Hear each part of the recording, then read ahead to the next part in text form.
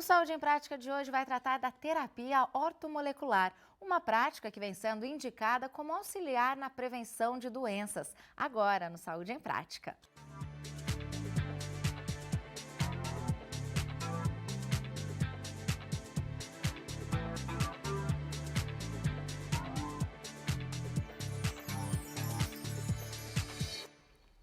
E para nos esclarecer sobre a prática ortomolecular, o nosso convidado é o médico homeopata Celso Felício de Carvalho. Dr. Celso, muito bem-vindo ao Saúde em Prática. Muito obrigado. Obrigado pelo convite. É um prazer recebê-lo. Queria que a gente começasse falando sobre quando surgiu o conceito da prática ortomolecular. Tá, o conceito da ortomolecular, bom, no início do século passado, já se sabia sobre os radicais livres. Na década de 40, por exemplo, já se conhecia os radicais livres. E quem formatou esse pensamento foi Linus Pauling, né? Ele fez trabalhos dentro da psiquiatria, publicou vários trabalhos na revista Science. Inicialmente ele trabalhava com tratamentos psiquiátricos, usando altas doses de vitamina, e aí cunhou-se a palavra ortomolecular, né? Que ortos vem do grego, que significa reto, correto, direito, né? E molecular, molécula. Então, é uma forma de você administrar moléculas corretas ao seu organismo. Dr. Celso, você comentou sobre os radicais livres. Explica pra gente o que são os radicais livres. Tá. Ele é uma molécula cuja órbita só tem um elétron, porque as moléculas, para serem estáveis, ela tem que ter 2 elétrons na última camada e em spins contrários. O radical livre não, ele só tem uma molécula, ele só tem um elétron e ele é instável. Então, pela instabilidade dele e através das reações químicas, ele vai buscar elétron em lugares que é possível ele puxar. Então, por exemplo, membrana celular, estruturas intracelulares.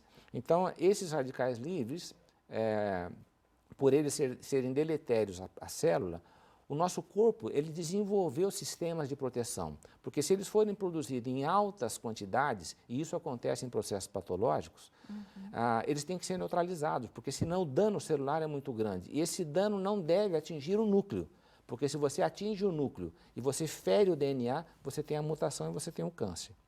Então nós temos sistemas protetores, que são sistemas já do próprio organismo, que ele produz isso. Só que para ele funcionar, ele depende de nutrição.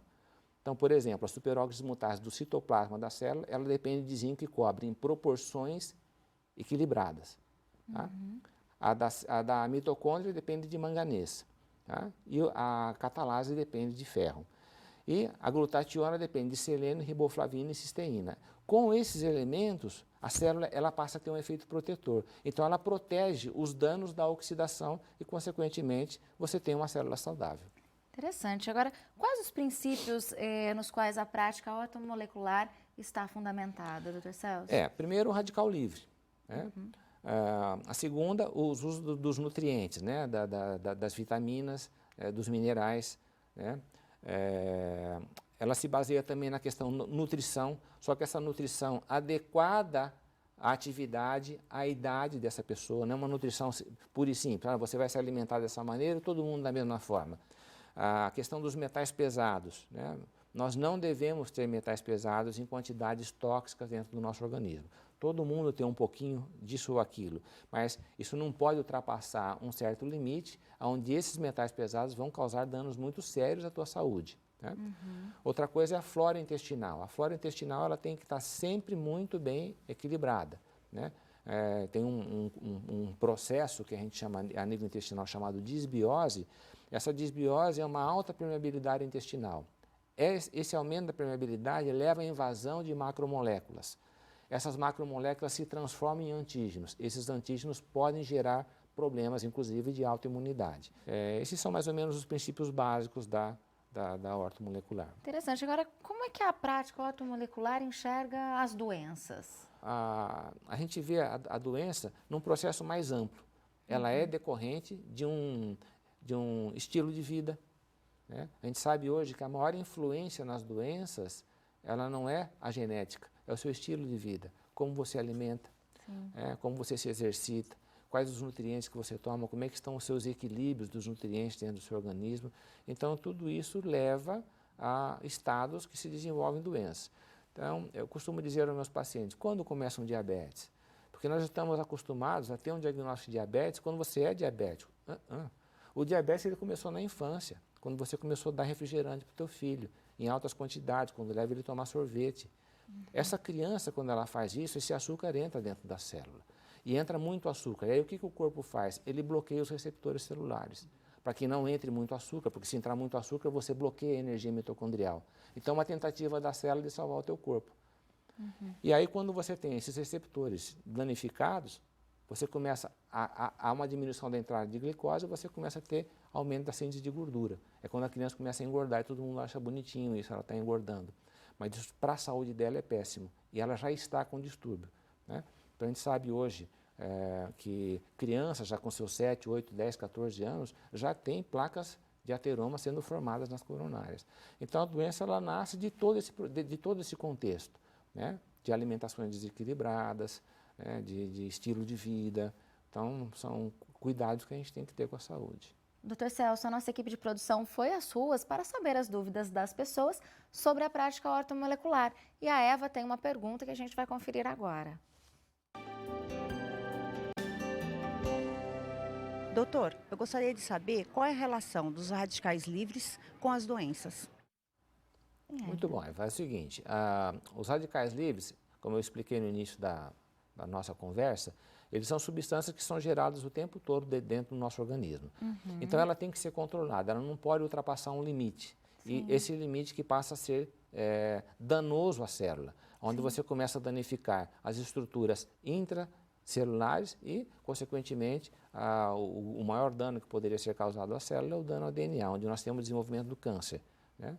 Então, esses radicais livres eles têm que ser controlados, porque assim, você começa a ter lesão a nível de membrana celular, você oxida os lípides, porque como o radical livre ele é instável, ele vai buscar elétron onde ele pode. Gordura pode ser fornecedora de elétron. Quando ele puxa um elétron dessa gordura, essa gordura se oxidou. A gordura oxidada, geralmente o ômega 6, ele é inflamatório, que são geradas prostaglandinas 2. Essas prostaglandinas 2, elas geram substâncias que são muito inflamatórias. Você ativa macrófagos. Então, você lesiona, por exemplo, o endotélio, que é o revestimento do seu vaso. Esse endotélio danificado, você acelera o processo de aterosclerose. Essa gordura sendo oxidada, ela pode predispor também ao aparecimento de câncer. Ela pode predispor você, que é a chamada inflamação silenciosa, uma inflamação de baixo grau. Ela pode você ter uma artrose precoce, desenvolvimento de uma artrose precocemente. Então, hoje a gente já olha uma articulação não como uma estrutura morta. Não, a articulação ela responde também a esse sistema metabólico. Sim. Então, se você tiver um alto índice de oxidação, a sua cartilagem vai sofrer, porque ela também fornece elétron. E na hora que ela se oxida, ao longo do tempo, isso não é agora, isso é ao longo do tempo, ela vai ter lesão precoce.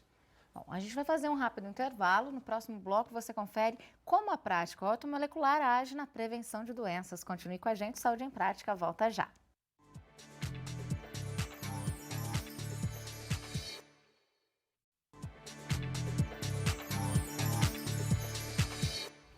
Saúde em Prática está de volta hoje falando sobre a prática ortomolecular. E aqui conosco, tirando as nossas dúvidas, está o médico homeopata, o Celso Felício de Carvalho. Dr. Celso, a prática ortomolecular, ela também atua na desintoxicação do organismo por metais pesados, é isso? Sim. Queria até que você começasse explicando para a gente o que são os metais pesados. Os metais pesados que são prejudiciais ao organismo, por exemplo, arsênico, mercúrio, cádmio, chumbo, esses são os mais frequentes. Esses metais eles não podem estar dentro do nosso organismo em quantidades tóxicas. E como é que eles chegam até o nosso organismo, doutor?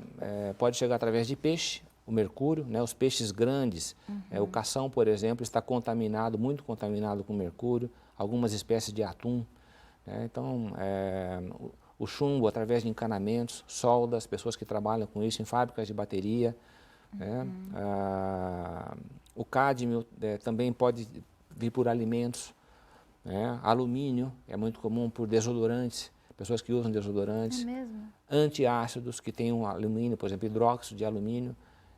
Se você tomar isso por muito tempo, você também pode se intoxicar com alumínio. E a gente sabe que o alumínio é um dos elementos relacionados ao Alzheimer. Para se fazer o diagnóstico disso, pode-se fazer o mineralograma, que é usado o cabelo, você manda isso para um laboratório e através de fornos atômicos eles detectam o metal.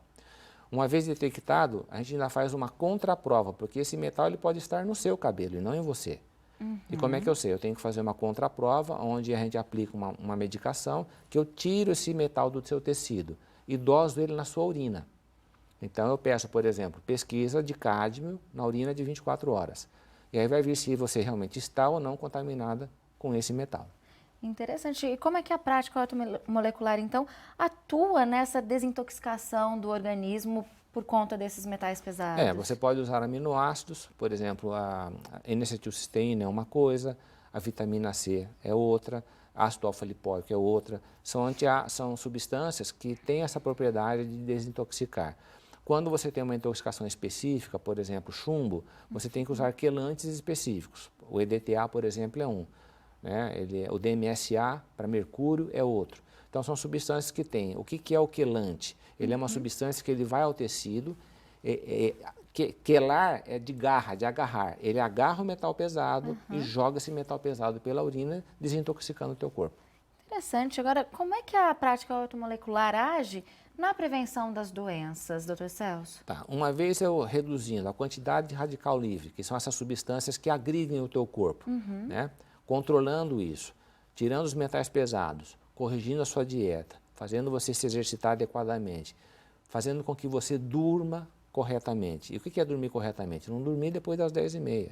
Ficar em computador, em celular, mexendo em iPad, televisão até tarde, isso é muito prejudicial à saúde. Então as pessoas não deveriam fazer isso. Às 10h30 deveria estar desligando tudo e indo dormir. O sono é muito importante para a fisiologia.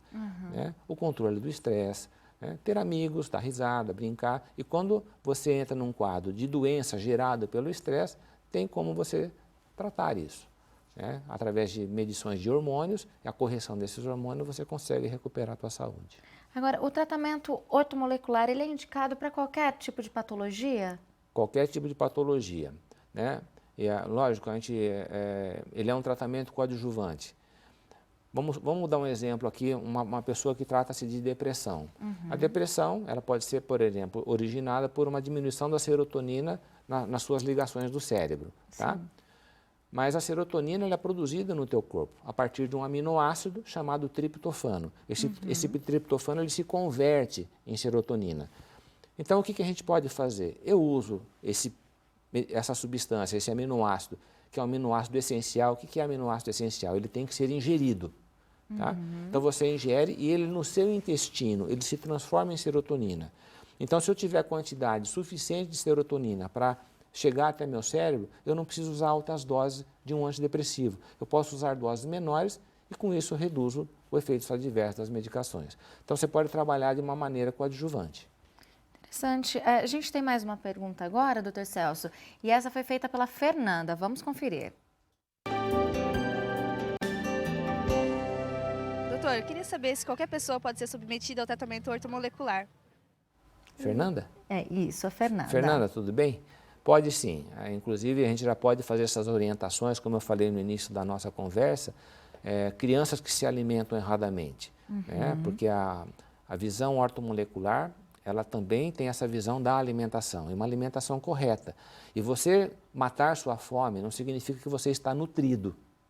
Tá? Você pode só comer carboidrato. Carboidrato só tem energia.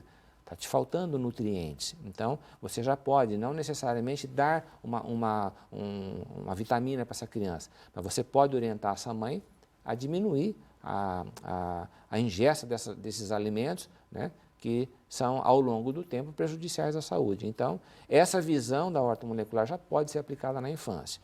E uma vez você detectando distúrbio nos adultos, jovens ou nos idosos, tem como fazer essa correção através da identificação desses desequilíbrios que a gente faz através de exames clínicos e de exames laboratoriais. Então, tudo isso que eu estou falando, a avaliação é feita através de uma história, de uma anamnese, dos exames clínicos e exames complementares a nível de hormônio e tudo mais que são feitos para você detectar essas patologias. Existe alguma contraindicação, gestantes, por exemplo, ou não? Não existe, A gestante ela requer um cuidado especial, logicamente, tanto que o que os médicos hoje dão para as gestantes? Ácido fólico.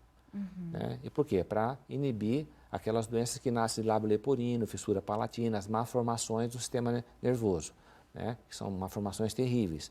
Então, a gente sabe hoje que o ácido fólico ele previne isso. Isso é uma ação ortomolecular, né? Porque o ácido fólico pertence ao meu corpo. Eu estou dando uma substância que pertence ao meu corpo. Então, é uma ação benéfica de uma vitamina. Interessante. Agora, como é feito o diagnóstico na prática ortomolecular, doutor Celso? Tá. Ele é feito através da história clínica, né? Dos exames laboratoriais, das características físicas desse indivíduo, peso, estatura, cintura abdominal, que são as características físicas. Né? É feito através dos níveis hormonais, que você faz uma dosagem de níveis hormonais para detectar isso. Né? Através do mineralograma ou de exames que você pode fazer a nível de sangue para detectar se ele tem metais pesados. Né?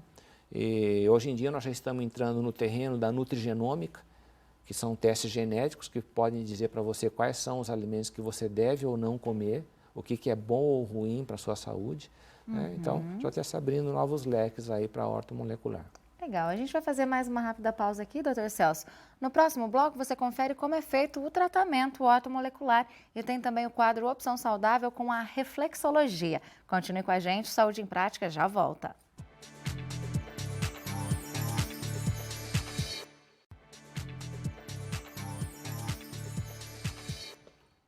Estamos de volta com o Saúde em Prática. E aqui conosco está o médico homeopata, o Dr. Celso Felício de Carvalho, nos esclarecendo sobre a prática ortomolecular.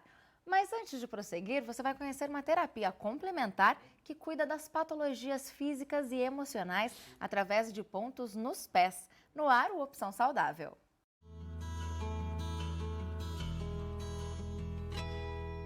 Olá, meu nome é Ana Letícia Pereira, sou docente do Senac Bauru, da área de saúde e bem-estar, e vim aqui hoje falar um pouquinho sobre a reflexologia no programa Saúde em Prática.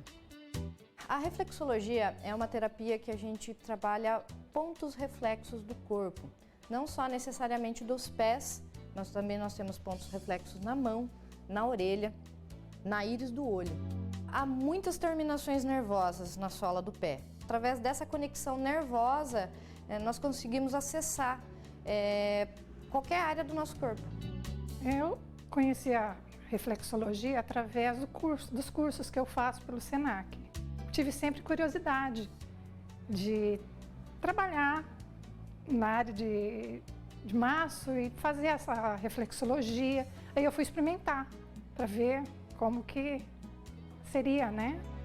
Proporciona muito relaxamento à pessoa, proporciona consciência corporal de onde a pessoa está tendo problema, onde vai acontecer esse problema.